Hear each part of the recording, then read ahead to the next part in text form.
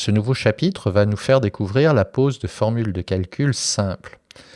Je viens de créer un nouveau classeur et dans sa première feuille, vierge actuellement, je me positionne dans la cellule B2.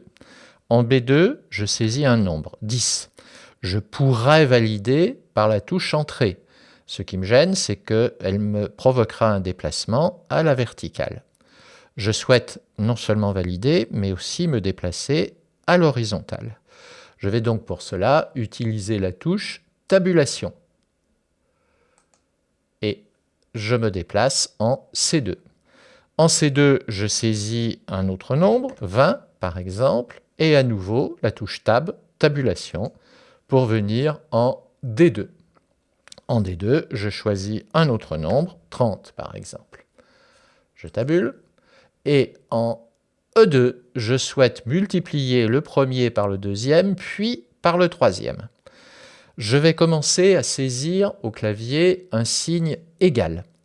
Le signe égal est un code qui signifie à Excel: maintenant, tout ce qui va venir après, ce sera une formule de calcul que tu devras exécuter et me montrer le résultat. Je clique sur B2 et au lieu de prendre la valeur de B2, il prend bien sûr la référence à la cellule B2.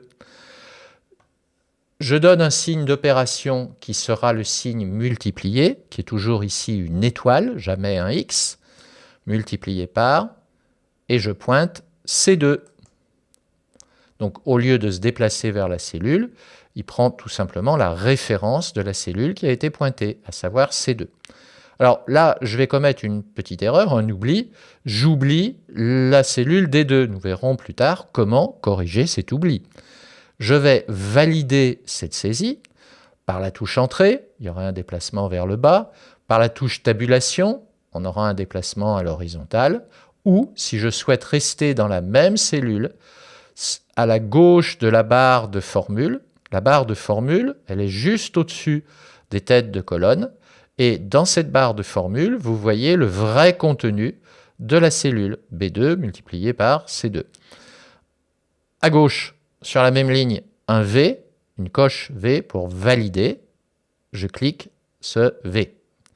Et j'obtiens bien sûr le résultat qui est affiché dans la cellule elle-même. Donc E2 me montre le résultat, 200 ici. Par contre, la barre de formule me montre la vraie formule de calcul, le vrai contenu. Alors là, j'ai oublié D2. Il va falloir que je corrige cet oubli.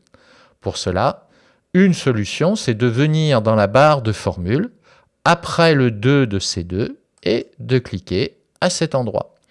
La formule se remet en mode d'édition. Je suis prêt à corriger cette formule de calcul. Au clavier, à nouveau un signe multiplié. Je pointe D2. Voilà mon oubli réparé. Et par le V, la coche ici, je valide cette correction. Donc à tout moment, en cliquant dans la barre de formule, vous pouvez corriger la formule qui a été saisie. Une petite astuce, avec la touche F2, vous auriez pu rentrer directement en mode édition. La touche F2. Je l'essaye sur mon clavier. F2, j'appuie. Voilà. Bien sûr, il fallait que je me positionne en E2, là où il y a la formule. F2. Et là, je repasse en mode d'édition avec une différence importante. Au lieu d'être positionné dans la barre de formule qui n'est pas toujours très lisible, je suis directement dans la cellule elle-même, en mode d'édition, c'est-à-dire prêt à saisir. Il ne me montre plus le résultat, il me montre la formule de calcul elle-même. Dans les versions récentes d'Excel, vous voyez que cette formule est colorée, B2 est en bleu, on voit le 4 dans la colonne B, C2 en rouge, et D2 est en mauve. Si je veux sortir de ce mode d'édition, bien sûr, je dois à nouveau valider par le V. Et la formule maintenant est validée, elle s'exécute, et je vois le résultat de ma formule de calcul.